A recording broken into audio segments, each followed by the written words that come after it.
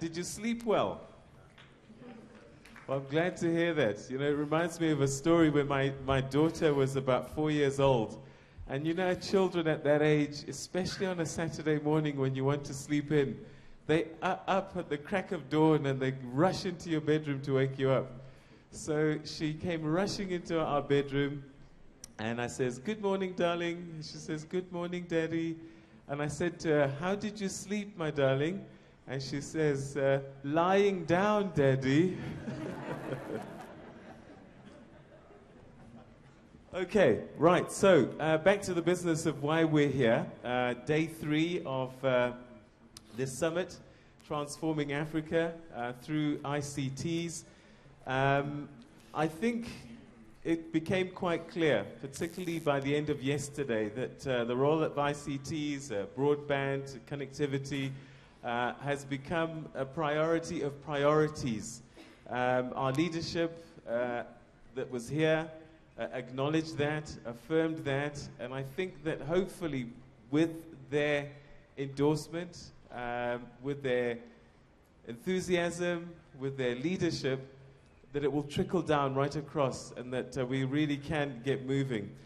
Connect Africa 2007 was a great start 6 years ago, but it's quite clear that a lot has happened since then. We're in a new environment, a new set of conditions, and with that requires a new kind of thinking, a new way of doing things to help us transform our continent in the way that we would like. So the Smart Africa Manifesto was introduced to us, and with its pillars, I think offers us a blueprint, perhaps a framework from which we can start to take action and move forward. And the operative word has got to be action.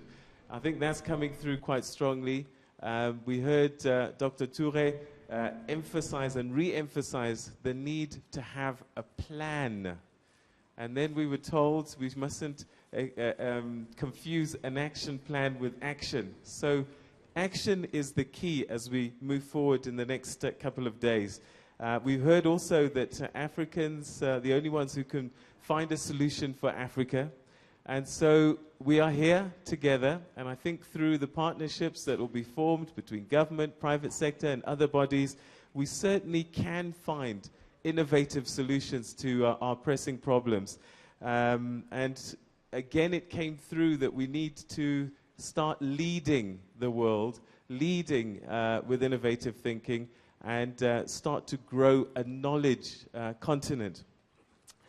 So with the Smart Africa Manifesto in mind, today we've got I guess what we can theme a smart thinking day. We're going to be taking a look at specific actions that perhaps and interventions that we can take in various sectors or areas of focus, be it education, health, infrastructure. Essentially, we're now chunking down where we see the Smart Africa Manifesto can be made to live in the various areas of need.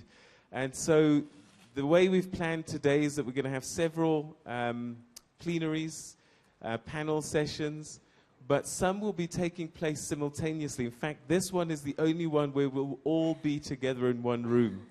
For the rest of the day, there's going to be 2 happening at the same time. And what we'd like you to do is, because you all come with different knowledge sets, skill sets, and experience, please choose the ones that you think you can most contribute to. What we would like is to get your expertise and your knowledge in those conversations so that we can come out with some very clear things to do, to take action with.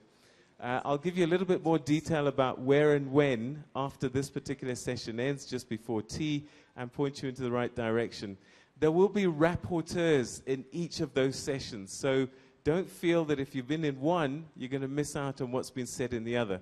We will all have, by the end of our experience, the same amount of knowledge, but we do want your knowledge and your experience in the right room. So we'll tell you a little bit more about those, but essentially we're talking about cities, education, health, infrastructure, sustainable ICT infrastructure. Those will be some of the conversations we'll be having a little bit later on. But first conversation today is about delivering smart communities, visions to actions. And to help us with this conversation, our moderator for this session is Rodrigo Arboleda. Did I say that well? How was the accent? Not bad. Hey. Okay, so now Rodrigo is chairman and chief executive of One Laptop Per Child Association, and those of you in Rwanda will know him quite well.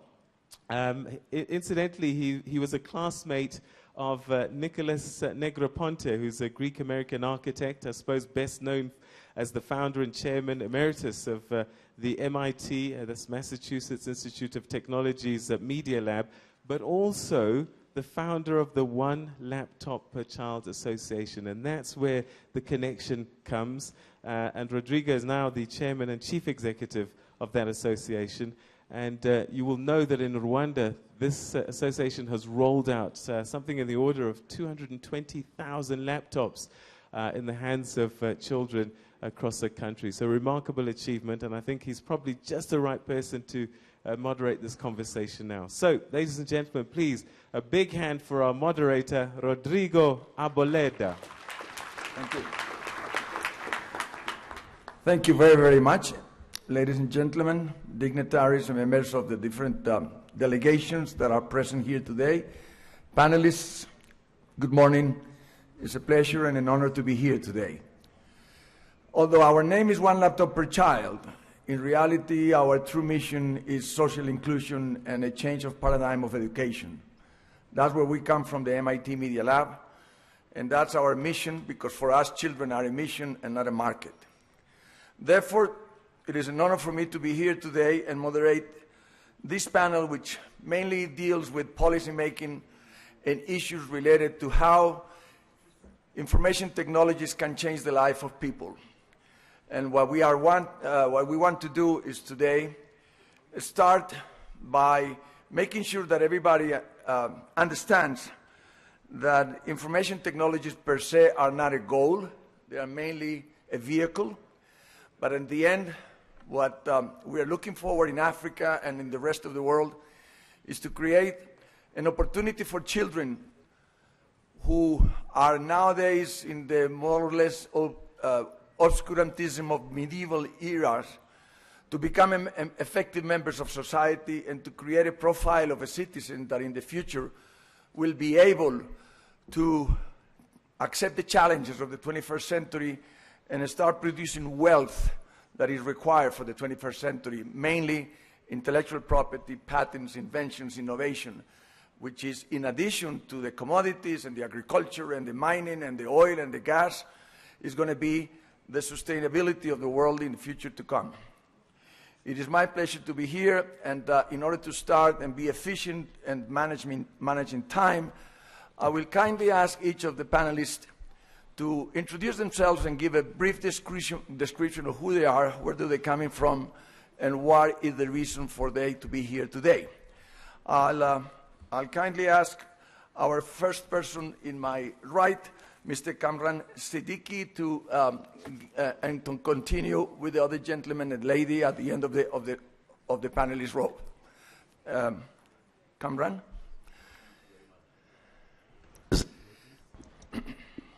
Now? Okay, sorry, I got to get this right. Good morning, distinguished guests. It's a pleasure to be here, and thank you for this opportunity. I am Kamran Siddiqi. I'm Group Executive for Visa for Central and Eastern Europe, Middle East and Africa. And it's a great pleasure to be here. And what we are doing here and what I'm doing here is directly related to our mission. Our beacon is to be the best way to pay and be paid by everyone, everywhere. So it is a global mission. It is a grand mission. And what we do at at its core is we enable value exchange. That's what we do. And when we think of smart communities here, we're energized by it. We want to contribute substantially to that mission.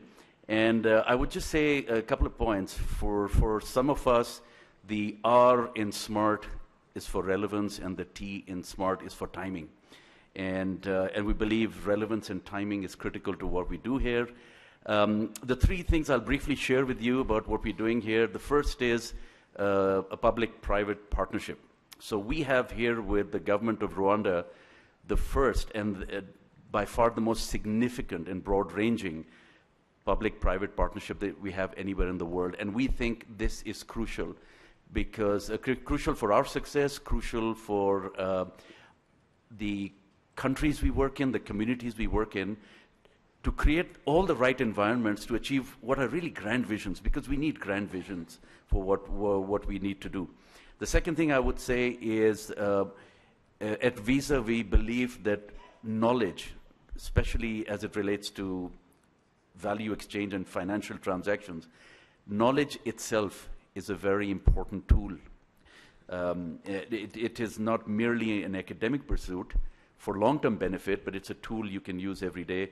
The third thing I would say is what we're trying to do here is always keep in mind that we have to keep the consumer and the end users of our products and services first and foremost.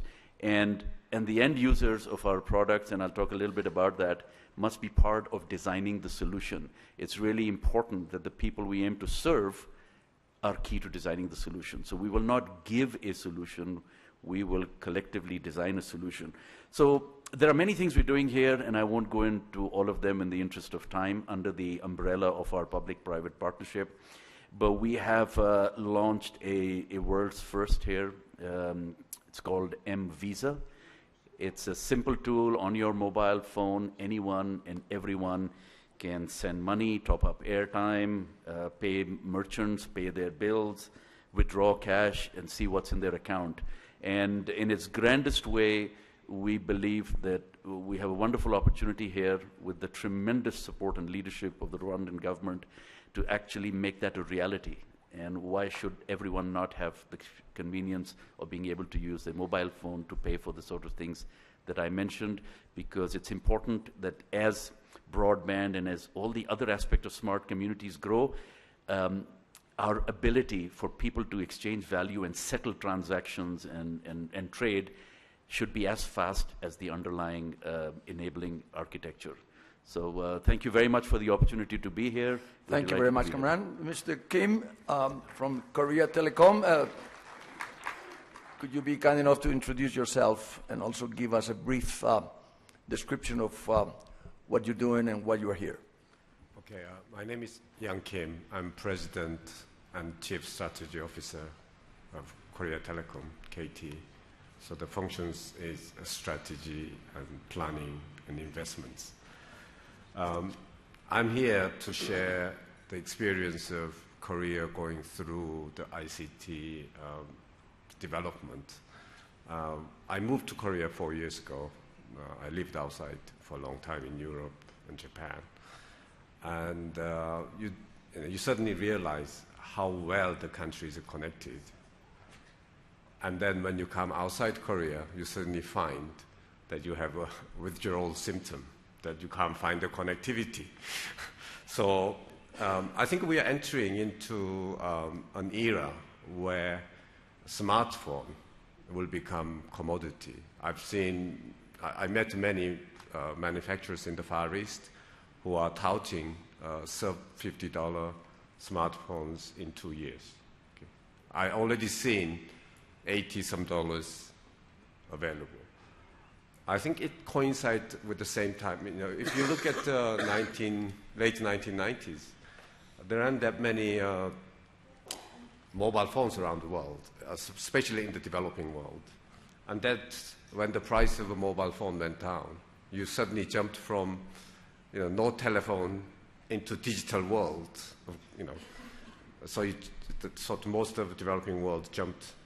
Now, I think we're going to see this smartphone being available all over the world at the affordable price. But building the infrastructure to support it is going to be a challenge. And what we've shown in Rwanda, the KT and the government of Rwanda, has agreed to put wholesale mobile broadband infrastructure that will be sold through existing operators. And that will cover every corner of the nation, and it will be affordable. And instead of going through 2G to 3G and 4G, it's like going into using LTE technology, which is 1/5 of any other mobile technology that is available. Rwanda can jump into a mobile broadband era. Now, having that mobile broadband era, the challenge is twofold. That first is how to use it, and the other one is how that applications and services that needs for the country will be developed. So once you have mobile broadband connecting smartphones, which are personal computers, that you are equipped with the tools, but you are not equipped with how to use it. So education, you need to educate people how to use it. In Korea, when the PC-led mobile broadband was there, not mobile, but fixed broadband, the government put lots of effort to train people how to use computer. Now, when this smartphone comes, obviously it's a lot easier. You don't need days of a month of training. You may need a few hours how to use it. And then suddenly, whole nation can benefit. For example, like education, to build schools, brick and mortar, and then go through training teachers, and then trying to bring up the human resource development will take 30 to 40 years. Now, you can actually reach whole corners of the country. So infrastructure will be there, device will be cheap, but most importantly, that you need to develop with the government the usage, like e-government, e-health, and education. Now, once you've done that and you have educated people and your human resources are ready, there is a big advantage that you don't have to go through industrialization like a Korea. The Korea started with the light industry, heavy industry, electronics, and all of that. The future will be software-based, the contents, solutions. So developing world can jump straight into a cyberspace industry, and the market globally is connected by internet. And what is created in this country, for example, can sell all over the world. My gentleman next to here already mentioned about payment. You don't have to worry about the payment globally. There is no tariff, no custom and excise, and the market is ready. And any corners of the world, once you have equipped your citizens, then you can participate in a global cyber economy. And that is a tremendous opportunity. 21st century, people will see, in 80 years' time, as the era of cyberspace economy. And whole citizens of any corner of the world can participate. Thank you. Thank you very much.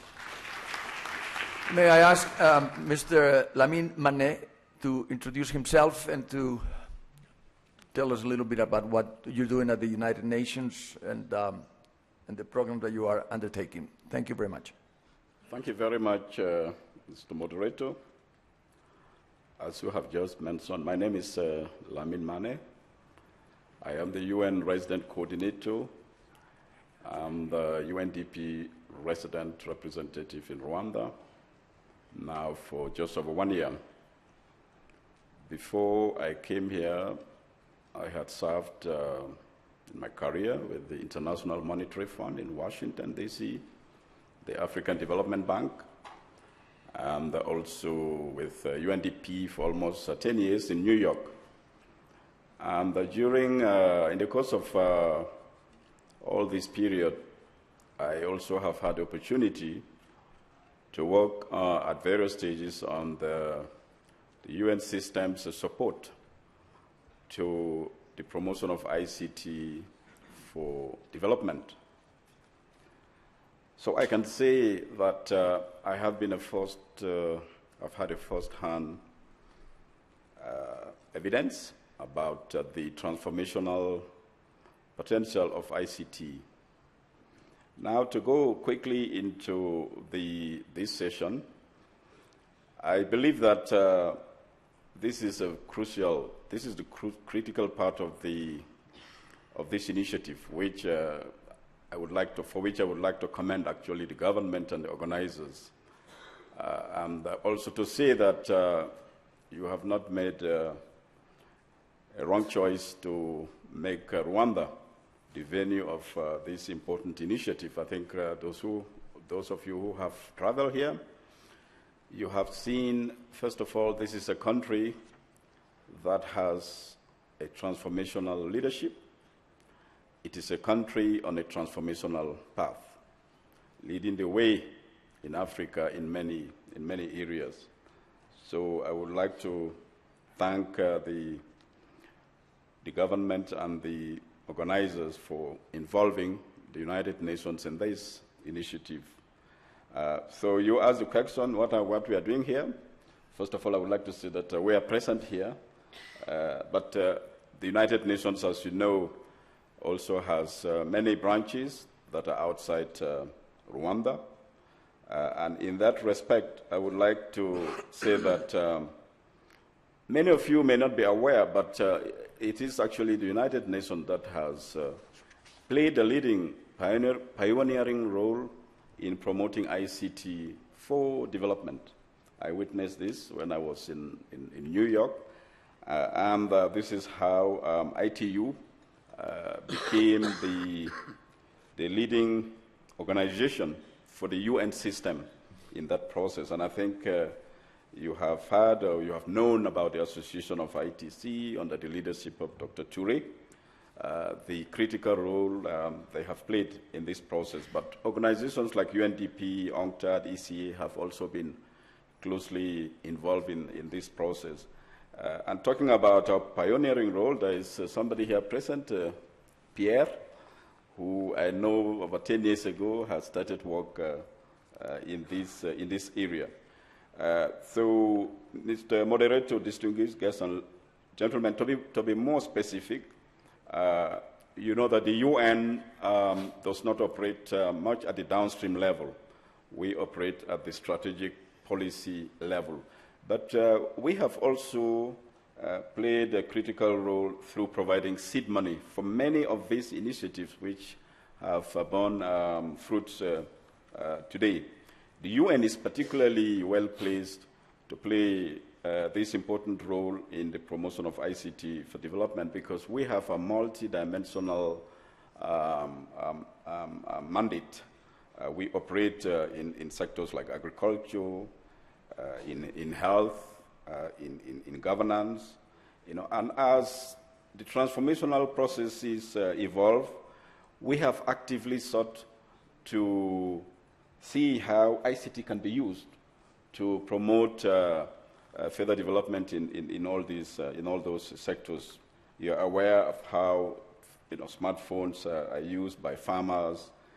You're aware how smartphones are used in the health sector to deal with maternal mortality. We have also actively supported ICT in governance. We call it e-governance. We have also actively supported the use of ICT in investment promotion. So today, in countries like Rwanda, the investment promotion agencies don't even have to necessarily travel all the time. If they have well-developed websites, this can be used, this can be accessed by investors from across the world. And here in Rwanda, we have a good example of that. We have worked with the government, RDB in particular, in putting in place a website for promoting investment through ICT. We call it e-investment. So you've heard about the story about how far we have come from 2007 and before. So I will not talk about that, but to summarize, I would like to say that we are pleased to note that it is actually the United Nations that has played a catalytic role in promoting the use of ICT for development. I'm not talking about the application of ICT in the big corporate organizations that you know about. And what we intend to do is to build on the progress that has already been made, but we will be working now first with big corporations and governments like Rwanda, transformational leaders like those that have been present here, but very much represented by President Kagame. So being in Rwanda, and I will end with that, we in the UN, under my leadership, we have the privilege to work with the government right at the outset of its transformational development agenda, which it calls economic development and poverty reduction strategy. So at the heart of that is a transformational agenda, and we will be actively supporting that here. Already we have identified support areas which we call transformational capacity development, and at the heart of that will be to support a deepened, more profound use of ICT, for development. So I am sure all the topics that you'll be discussing in the afternoon will be pertinent in that respect. So all the initiatives that you will come up with, we will be supporting in Rwanda over the next 5 years. Thank you very much. Thank you very much, Mr. Manneh. A big round of applause. And I can testify that the role of the United Nations in our efforts here in Rwanda have been instrumental through the different agencies. We have worked very closely together with the World Food Program, with UNESCO, with UNICEF, and the support that the different elements of the United Nations have given us at the beginning of this effort were absolutely incredible and instrumental, and we thank you for that. The next person that I would like to introduce is a person from Rwanda, originally, as I understand, and then migrated with his parents to Europe and the United States. Mr. Robert Kayihura, I don't know if I pronounced it correctly. Close. He's the Legal and Corporate Affairs of Microsoft Corporation. Could you be kind enough to introduce yourself with the proper last name spelling and your activities in the region? Thank you. Thank you, Rodrigo. You actually pronounced it right, so I was just joking. But as mentioned, my name's Robert Kayihura, and I have the privilege of serving as Microsoft's Director of Legal and Corporate Affairs, covering the Sub-Saharan Africa region. And I also have the great honor this morning of sitting next to probably the coolest guy here, the guy from Facebook. So we'll look forward to hearing more about him. But I wanted, the title for our panel this morning is obviously Smart Communities, but the subtitle is Vision to Action. And I wanted to focus more on the action piece. As a company, every 4 or 5 years, we take time to think about our regional strategies and make sure that we're actually doing things that are relevant in the communities in which we're doing business. So we've been doing business across Africa for 20-some years. And over the past 4 to 5 years, we've been taking a very close look at what sort of impact are we having in the region? Is it relevant? I mean, obviously, our core business is to sell business solutions to enterprises and large public entities and obviously small to mid-sized companies and individuals. But we want to make sure that the product that we're bringing to the region is relevant for the region and is having an impact in the region. So about 5 or actually 7, 8 months ago, we launched what we're referring to as the For Africa strategy. And the focus of this initiative is really on 3 pillars. And these 3 pillars are actually informed by the national ICT plans that we've reviewed across the region.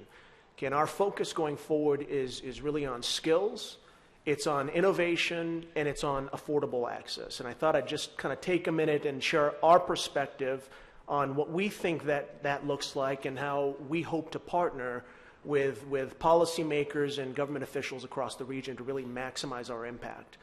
So with respect to skills, as I mentioned in my brief remarks yesterday, the key to Microsoft's success around the world, frankly, has been our partner ecosystem. And I don't think that's something that people really understand about the company. We have close to 600,000 partners across the world. Okay, these are the people that install the software that you use, that provide technical support, that develop applications on our platforms that are relevant in the regions where they live. So it's really a big factor of our success. And on occasion, we'll run economic impact studies to get a better understanding of what that impact really looks like. And just to give you a number that I think helps illustrate the point, for every dollar that we make, our partners make, it's projected that our partners make somewhere, $7 to $11. So that's real impact. It's not just about selling our software, but it's about having an impact in the communities in which we do business. And one of the things that we consistently hear from our partners, especially here in Africa, the 10 or so thousand partners that we work with, is the shortage of talent. To grow the business, to develop applications that are relevant for the things that we're talking about, and certainly smart communities generally. So the investment that we're making there is really to focus on upskilling. We've set a target. We believe firmly that if you can't measure what you're working on, it's really hard to make progress effectively. So between now and 2016, we want to upskill 200,000 individuals, 100,000 of which are in the existing workforce, most of whom are in the partner ecosystem, and 100 recent graduates. So giving them opportunities to serve as interns with Microsoft. I think in the next 2 to 3 months, we're bringing on probably close to 100 interns across the region. We're going to place them in our departments. We're going to place them with our partners across the region, and then ultimately launch a job portal that will help lead to jobs both in our company and externally. So skills is just a critical focus for us going forward. And I think it's also important to point out that it's not just limited to ICT skills. It's leadership talent, it's sales and marketing talent, and I think an area of particular interest for me is investments that we're hoping to make in a government leaders academy where we can create a forum where we can get together and talk about policy issues. With smart cities and with technology across the region comes a broad range of policy issues and concerns, privacy, cybersecurity, that we have to have really thoughtful conversations about in order to fulfill our obligations to protect the citizens, but also to strike the right balance so that we create an enabling business environment. So skills, again, is a key focus for us going forward. On the second piece, innovation, we have a very specific definition of what that means for us. And for us, smart cities or smart anything, for that matter, going forward is not going to amount to much unless you have applications that take huge amounts of information and make that information accessible, user-friendly. So having apps that are relevant in the region in which we're doing business is obviously a big challenge at the moment, and we've all talked about the lack of talent, and well, not exactly the lack of talent, but we need more talent. So investing in incubation hubs, the iHub, M-Labs across East Africa, I think we're talking to K-Labs right now, to create an environment where we make our technology, our subject matter experts in a broad range of development skills and other technical issues available so that they can develop solutions for us. These are not just initiatives to do good, but they're also very, very good for business. Okay, so innovation is about finding talent across the region and giving them the tools they need to build solutions that are relevant in their communities. So that's a really important area of investment for us. And I think related to that, too, is ultimately helping them, if they have concrete ideas. Facebook was an application, is an application. Is that fair to say? Yeah, it was an app that was developed, but it was an app that was developed in a college room somewhere. And we all know the story and how it's exploded. I'm sure there are hundreds of similar examples across the region. And if you can we believe if you can create an environment and let these young people do what they know how to do, extraordinary things will happen. And then obviously connecting the dot to help them find funding, which is going to be the key thing, which is, continues to be a challenge across the region, is something we're very much committed to. Could we try to advance a yes, little further? Please. The last point I'll make here is with respect to affordable access. And here it's really two things. It's affordable devices, so making sure that our devices are relevant in this market and accessible. We've had partnerships with Huawei, and we have a long-standing partnership with Nokia. And then also affordable access to broadband. And there we've really been driving some very creative initiatives using TV spectrum to deliver broadband in rural areas as well as in densely populated urban areas. So with those three priorities, I think we'll stop there. Thank you very much, Robert. Please, yes. Our next panelist is the representative of one of the third largest countries in the world. It just happened that Facebook already reached 1 billion members in their community, and therefore if we counted that as a nation or as a group or as a community, it will be considered among China, India as one of the largest. So Matt Perol is the person who is coming here to share with us what Facebook is all about in the region and how they can contribute to the development of this very important part of the world. Matt? You need to turn on the... Thanks very much. My name is Matt Perrault. I'm the head of global policy development at Facebook. I'd like to thank the organizers for putting together a really wonderful event. Also like to thank Robert for being literally the only person in my entire life who has ever referred to me as cool. So thank you very much. Facebook's mission, as many of you know, is to make the world more open and connected. We've made some progress on that as a company. We have more than 1 billion users who come to Facebook every month. We have more than 600 million people who come to Facebook each day. We have more than 600 million people who use Facebook on a mobile device. But there are more than 600 million, more than 1 billion people in the world. There are 7 billion people in the world. 2 billion people are online. And so if you do the very difficult math, you see that there are 5 billion people who are not yet connected to the online experience. The goal of Internet.org, which is a project that Mark Zuckerberg announced in late August, is to close that gap.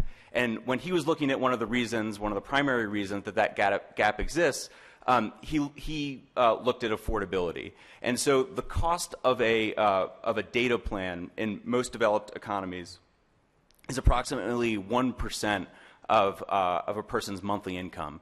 In emerging markets, the cost of a data plan is about 25%. And so that's a tremendous difference. And what we're trying to focus on at Internet.org is to shrink that gap and make it more affordable for people to come online. There are 3 main prongs of Internet.org. The first is data affordability. The second is data efficiency, so making it so that applications consume less data and therefore make it cheaper to provide data. And then the third is business models, and so thinking about innovative ways to align incentives between operators and others in the ecosystem so as to deliver data more cheaply. I think the other component of access is actually related very directly to the topic of this panel. When you think about building online communities, there are really 2 prongs to that. So the first is about access, bringing people online. You can't have communities if people aren't online. But the second is giving them a really robust experience once they come online. That's going to drive demand to get online, and then it's going to keep people there when they come. And I think there's a tremendous amount of work that we can do there. Others on the panel have spoken to many of the areas where I think there's a tremendous opportunity for impact. Governance, health, education. Those are all areas where I think as a company we've started to have some impact, and so you see many educators or many different institutions sharing information on Facebook, for instance. But I think that's really the tip of the iceberg, and so one of the primary things that I'm excited about in my job is trying to see how people can use social media not just to distribute information, but actually to drive outcomes. So if you think about an educational institution, they could use Facebook to put out a guide on how educators could teach a particular class more effectively, or best practices for teaching a particular subject. But they could also actually use social media in a classroom so as to actually drive education outcomes. And that's a transformation that I hope that we see in the years ahead. So with that, thank you very much. Oh, thank you, Matt.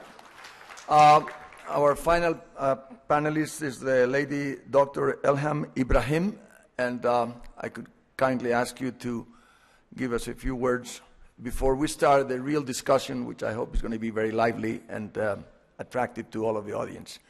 Dr. IBRAHIM. Okay, thank you. Good morning, everybody. My name is Elham IBRAHIM. I'm the African Union Commissioner for Infrastructure and Energy, and I'm sure that my presence with my colleague here in this wonderful and important event is very relevant to the vision of the African Union, the vision of the continental organization, which is to have Africa as a peaceful, prosperous, developed, and integrated continent.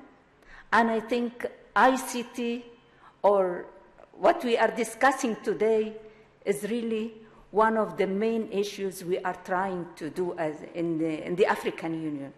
You may know that our responsibility or area of concern is harmonizing policies and regulations in the continent in different sectors.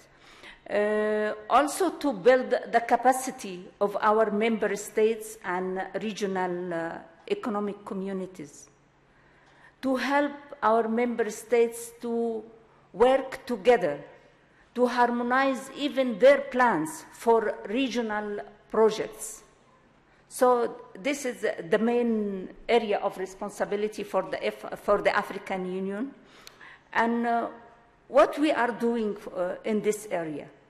As we all know, knowledge is one of the main forces driving the development, beside land as it's known, beside labor, beside capital, and also resources. So knowledge is very important. And ICT is one of those areas which can enable us to use and share and create knowledge. In the African Union, we have some, I think, activities. Maybe it is not communicated with everybody, and still it is an issue of communication. For building capacities, for example, we have a program for youth. It gives special training for graduate youth, and then they took them abroad for living the actual life in Japan, for example, in Korea, in different places. Then the group of youth working together abroad, then they come back to the African Union Commission and work in the premises of the AUC, I mean the African Union Commission. Another program for youth also for awards, for innovations, for good selected some research. So I think this is a good opportunity, especially for my daughter, which raised yesterday about how we create the vision for the people, how we encourage the young people and women. I think this is one of the areas or the programs they can join. Another important area is this program for internet exchange points. And I think this issue, we are all as experts in the area, you know how it is important. We are working now with many of our member states to give some training and even to give some hardware for the countries to get these internet exchange points. In the policy sector, we succeeded as ministers of responsible for communication in the whole continent to adopt the Cybersecurity Convention. It's now under revision by the Ministers of Justice, and then it will be adopted by the summit and our heads of state to be implemented in that. Another important area also is this Science and Technology Awards, especially in the area of applied science. We have awards for women, for youth, and general one, open for everyone, on the national level, the regional level, and the continental level. And every year in the summit, we celebrate giving these awards to the selected people. I think one of the most important issues also, or programs we are developing at the African Union Commission, is the leadership in ICT. It's a program for the civil servant people, those in the middle management level. It's an online program which includes a group from different countries in the continent. They have their classes online, they do their research, and they have physical 2 meetings during the course, one in the mid and one in the graduation. Until now, we succeeded, or we are proud to say that we have graduated about 230 graduates in different countries. They are communicating, and now there is a network communicating them together to exchange information and change the experience they got. I think there is some action going on in the continent, and we need more and more, and I think we can continue what... Thank you very much, Dr. Thank Ibrahim. Please give a... Now let's try to get into the nitty-gritty and to the juicy part of the meeting, and I'm going to try to give you an outline of the potential questions that have been posed to us for this particular panel, and then my idea is to ask specific questions to several of you on specific topics. Some of the questions that we have been asked to ask you are related to the following issues. One is there potential for partnerships across industries and between public and private sector to advance communities? Another one was, what trends have you observed from your own work in utilizing IT for CT for development? Another one was, what would you like to see more of what could accelerate smart community development? And the fourth one that was posed to us, and I will try to reissue on specific questions to each of you, is what role does your organization or company play, or the multilateral agencies, in these two particular cases of the United Nations and the African Union, play in advancing smart communities? From our point of view, at the experience that we have had specifically in Rwanda, which has been a very, very intense experience for the past 7 years, there are two new developments that I want to pose to you people, and I will ask specific questions.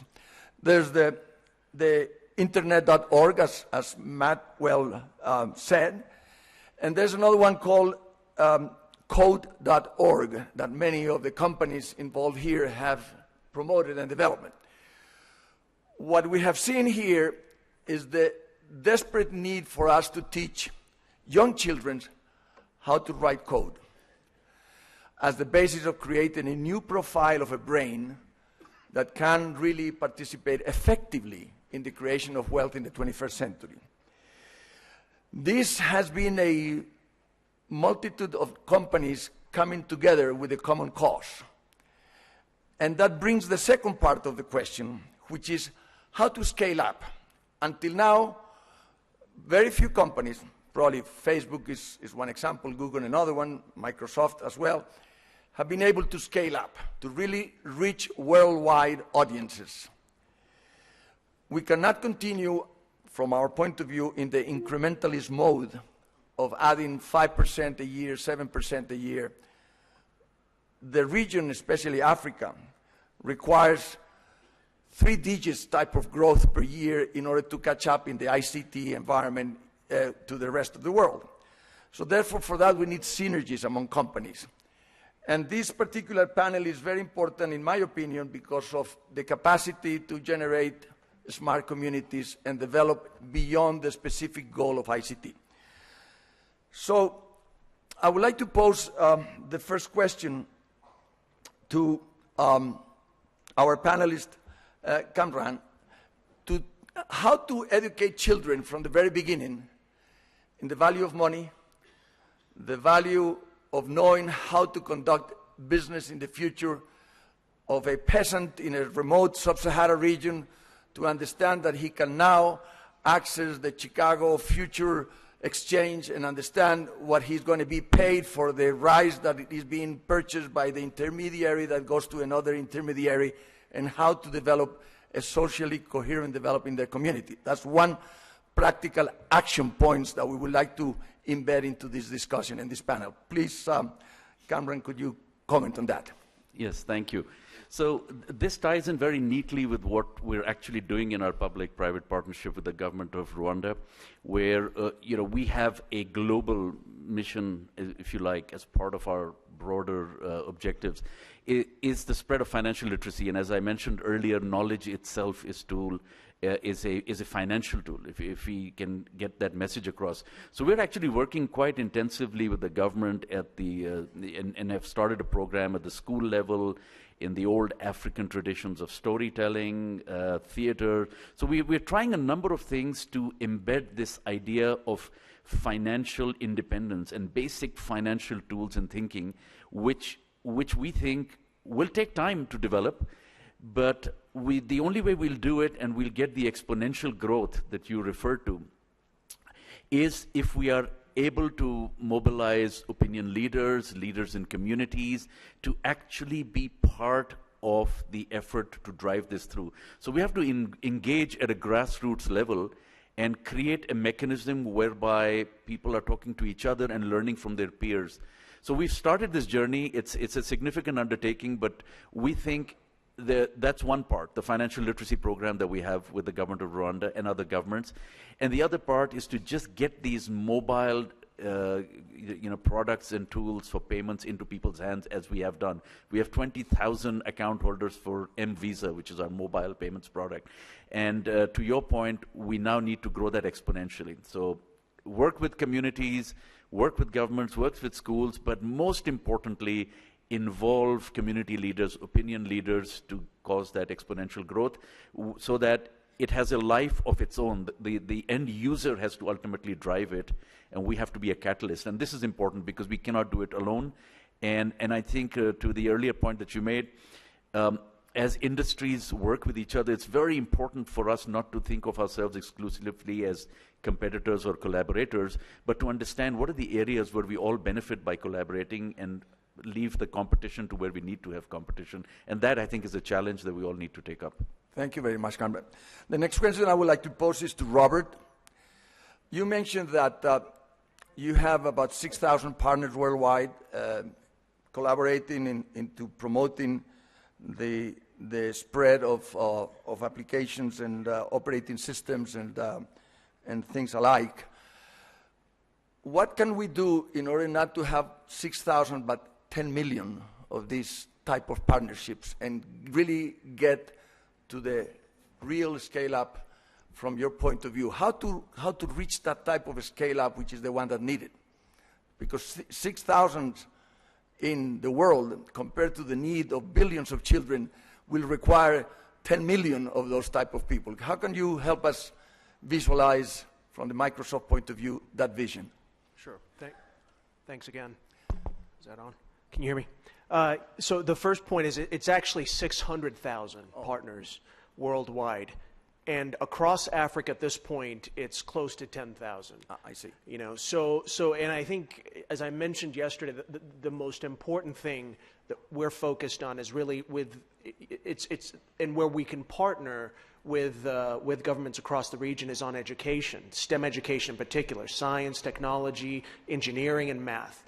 If we can develop people who have those core skills and can obviously, to your point, develop applications that are relevant for their regions, we think we'll have a significant impact. And with respect to scale, I mean, it's this partner ecosystem. That's why I think the company's been so successful over the years.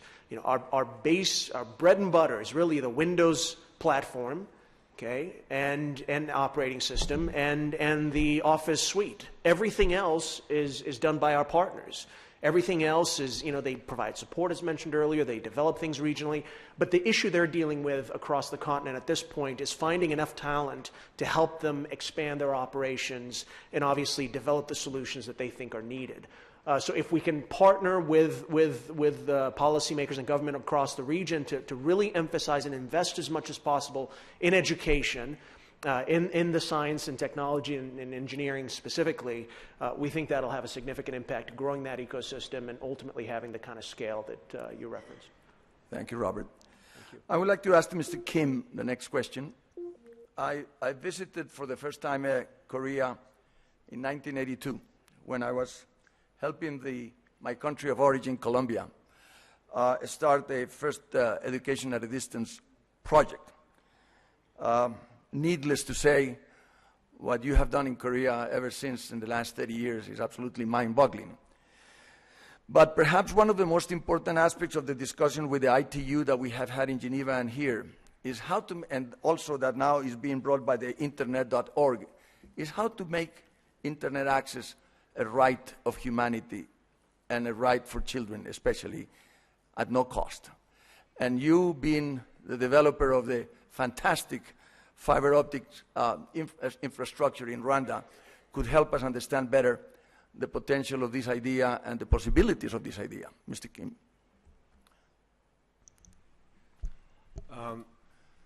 Having lived in Europe for a long time, I thought the market and the competition will make broadband available everywhere. But I think I found that it can only go where the money is. So if there is no money, then the broadband can't go. So how to bridge that gap is treat broadband like water and electricity. It's a right to have it. Access to the internet is no longer a privilege. It is a must.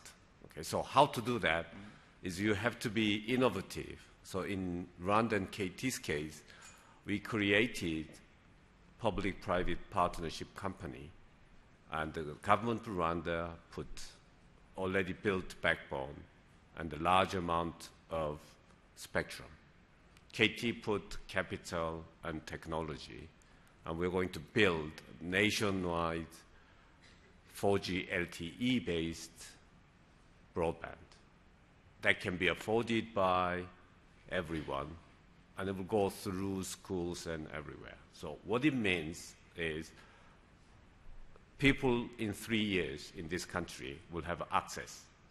And we are working with the government, another joint venture, that provide education, e-government, e-health solutions. So we call it SI and Solutions Software Company.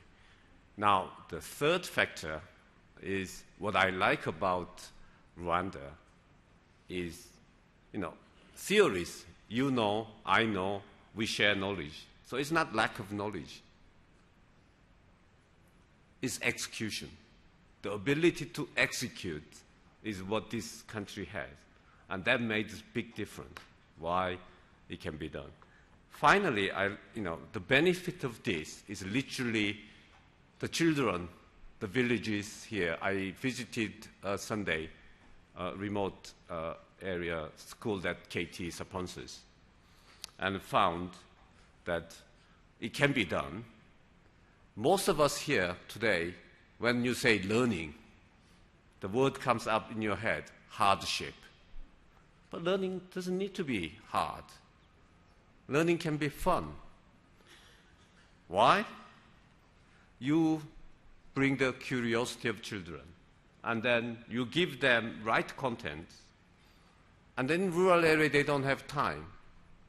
So you need devices like one laptop per child, so that they can use 10 minutes here, 20 minutes there, and then you add all those up, then you can actually bring a country with the human resources. Once you have human resource developed, that entering cyberspace business is no longer like a Korea going through huge billions of dollars of investment into petrochemical plant and car factories. You can go in with a broadband and cloud computing. Entering into business is low-cost entry, low-cost exit. And that can be available in very few years so that people in anywhere can participate global cyber economy. Thank you very much, Mr. Kim. Let me pose a question to Mr. Manneh of the United Nations, because one of the topics under discussion is the private sector, public sector alliances. And precisely following the thread of thought that we have had in the past few minutes, the idea has been brought then, if it is very costly to make internet availability free of charge because it's becoming a right of human right and not a privilege, at least how can you and the private sector at the United Nations and the private sector can do at least that internet access for children could be free to begin with? And what could be the policies that we could, out of a meeting like this in similar manner, out of policies suggested 7 years ago when this whole movement started in Africa, can make of the next agenda for when we meet again, hopefully not in 7 years, but sooner than that because time is running out, how to create this type of synergy between private sector and public sector and make sure that when we meet again, we can declare to the world and inform the world that indeed internet access for children is free. And your United Nations is a key element in this whole idea. Thank you very much, Mr. Moderator.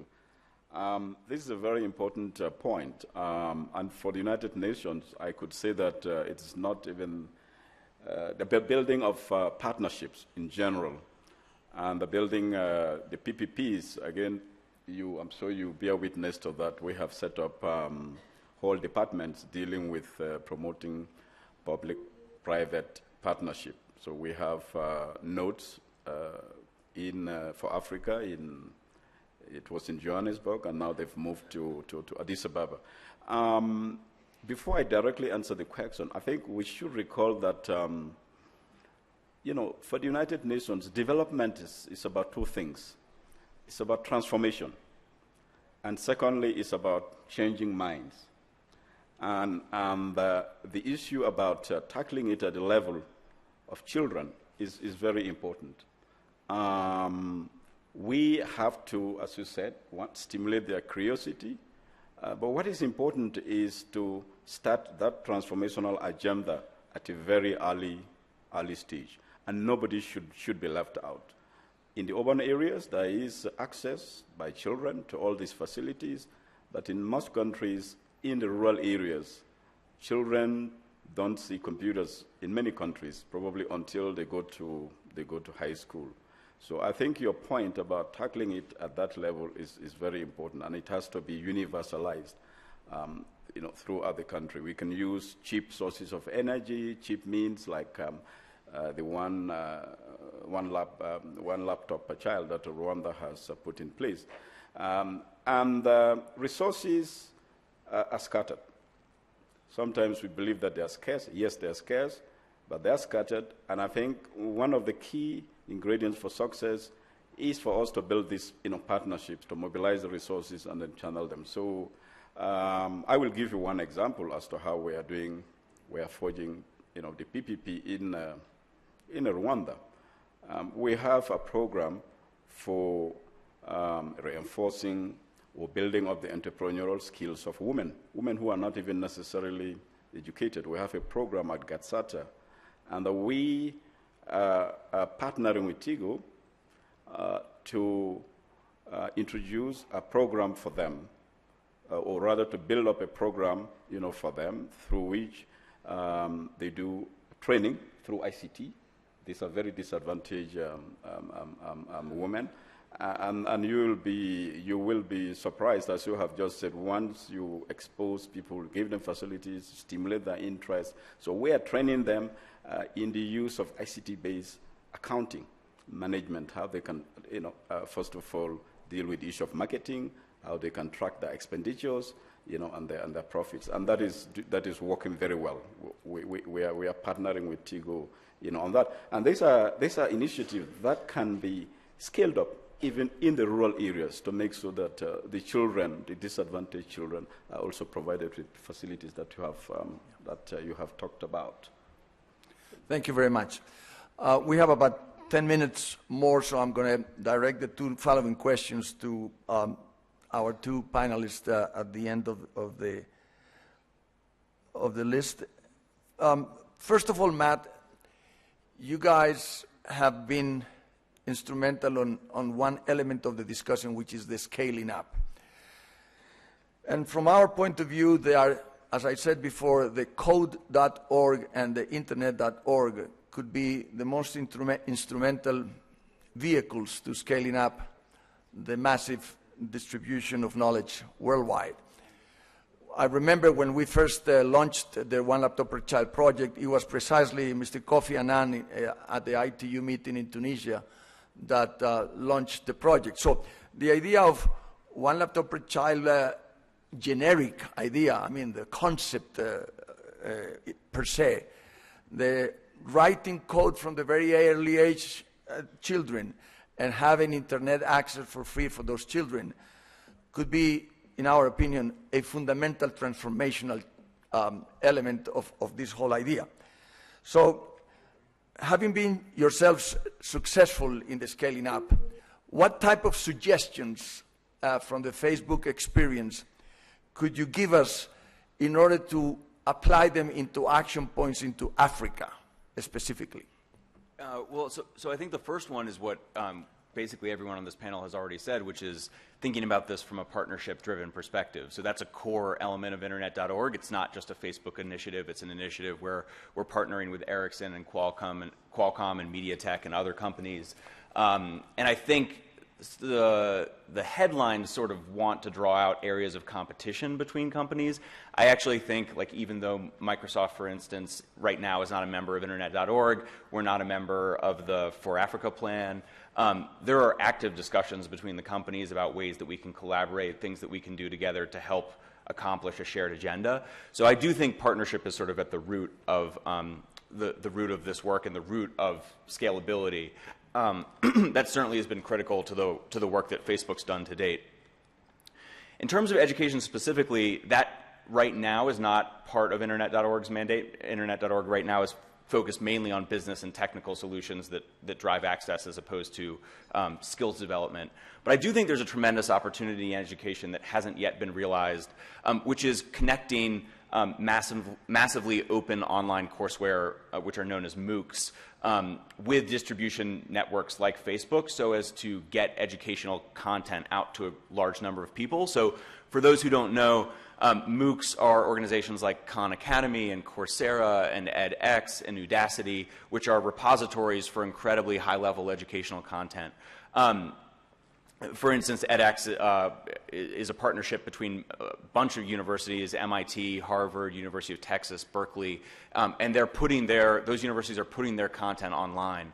But they don't yet, I don't think, have a mechanism to distribute that content into places like rural communities in Africa. And so I think as time moves on, we'll be looking at ways to think about social distribution, for instance, through services like Facebook or other services to get content into more of those communities. Thank you, Matt. Dr. Ibrahim, one of the elements of importance in our discussions have been the gender issue. When we first arrived with our project in Afghanistan and Pakistan, we concentrated especially on the education of girls. As you well know, in certain parts of the world, 75% of girls don't go to school, are not allowed to go to school. We were told that they were going to even hurt them, or they were going to steal their laptops, or they were going to be castigated, as unfortunately we have seen in the case of Malala and so forth. So what we designed was that we embedded the Quran in the computer, and it became immediately a sacred vehicle for learning. And not 1 in 1,000 had been lost, and not one of the single girls had been attacked, because they carry with them a sacred element of learning. So how can we bring this very important element of society, women, into the mainstream of modernity via ICT technologies. I imagine you come from the Islamic side of the world, by the way you're dressing, and my family on my mother's side is also from the same area, so we work from very similar points of view. Yeah, you really touched a very important point of women and men. Let me say it, women. And as you know, in the African Union, we are putting gender issue on the top.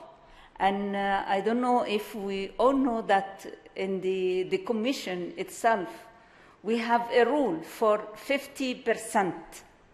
I mean gender balance. We are 5 ladies and 5 gentlemen in the Commission, which consists of 10 persons.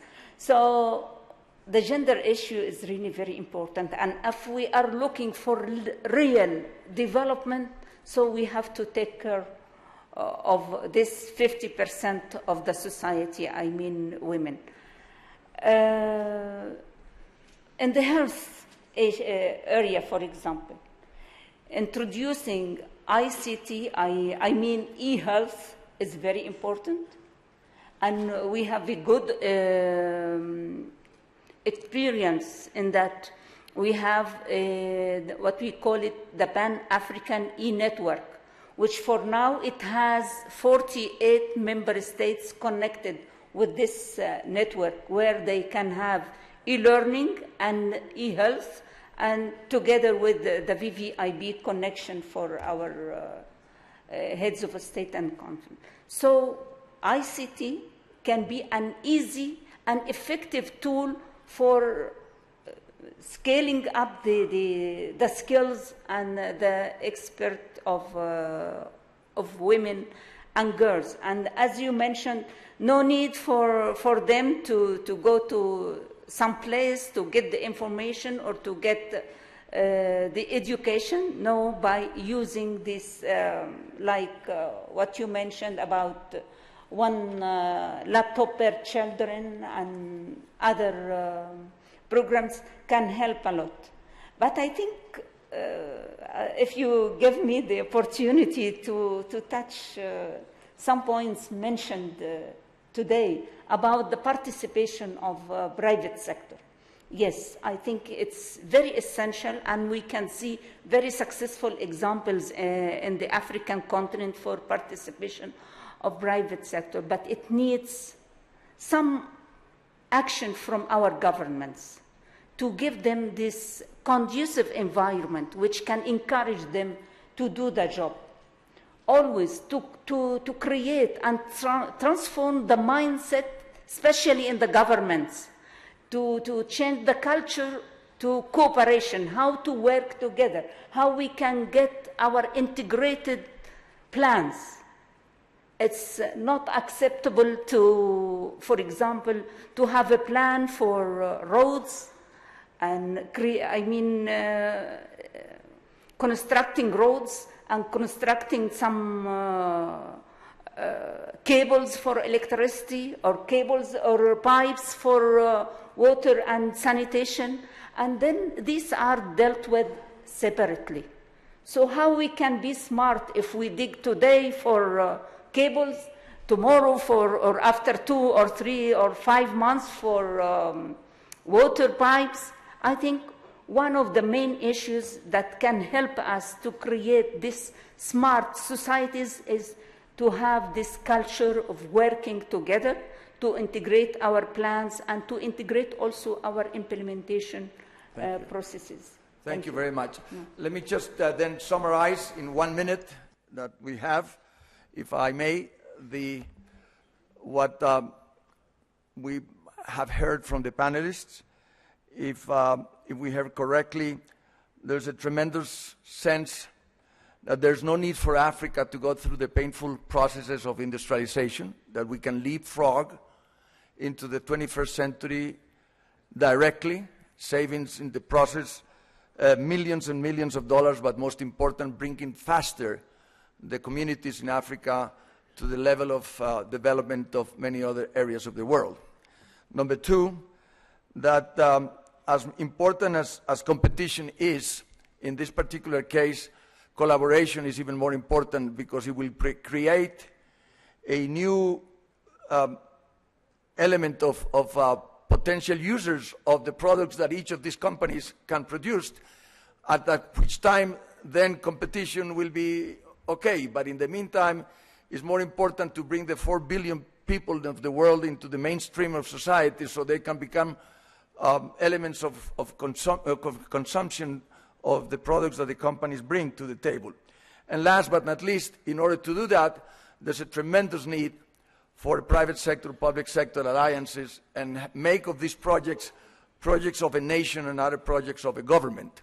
That when we create the need for a project of this nature to be a nation goal and not a government goal, then we can align the forces that are needed in order to make it happen. May I ask the public to give a very important and well-deserved round of applause for our panelists. And thank you very much for your very interesting collaboration in this morning. Thank you so much.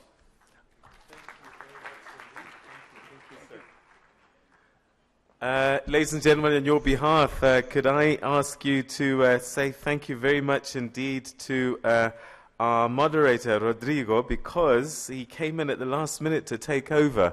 And we want to thank him for a fine job at the 11th hour. Thank you so much indeed for that, sir. And to our panelists again, thank you very much indeed for your very important input. Right. Okay, so this is the bit where you have to listen carefully. Because this is the last time today that we're all going to be in one place at the same time. So, if you haven't been paying attention today, now's your moment. All right, so here's the thing. We're going to take a tea break now, and I would like it to end, sort of start to get to your venues from 11 o'clock. Hopefully we'll start at about 10 past. Okay. Now, here's how we're going to do it. We have 2 sessions, because now we're going to start chunking down into the various areas of focus. If you are interested and can contribute to the discussion, Smart Education, Bridging the Skills Gap. And here we're asking the question, how can we leverage technology, access to build capacity and provide skills and knowledge that are relevant to the labor market? If it's education, this is going to be the venue. So come back here if you want to be in that particular discussion. That particular panel will be happening here. Downstairs will be the one on smart cities, the future of urbanization. So if you can contribute to that conversation, please make your way downstairs. This conversation should take us to lunch at 1 o'clock. At 1 o'clock, where we've been having lunch the last 2 days, that's where you go. Enjoy your food, fill up, stock up, because we've got another session after that. And we invite you to come back. Again, there'll be 2 sessions, one upstairs and one downstairs. The one upstairs is the one on smart infrastructure, developing ubiquitous, secure, and sustainable ICT infrastructure. So the infrastructure conversation after lunch will take place here. And then downstairs will be the conversation on smart health. Okay, have you got that? If you didn't get that, ask someone. Okay, don't wander around getting lost. All right, I'm going to release you, but if I could ask all the moderators and all the panelists to meet in this room to the left before you go to lunch. Please, can we all meet here now, all the moderators and all the panelists, so that we can sort out the logistics of who, what, where, when, and how. Okay, so if you're a moderator or a panelist, this room to my left, please can you go there before lunch? The rest of you, before tea, now, sorry. I'm very keen for lunch, it seems. If we could all meet now, in this room. But otherwise, everybody, 11 o'clock-ish. Thank you.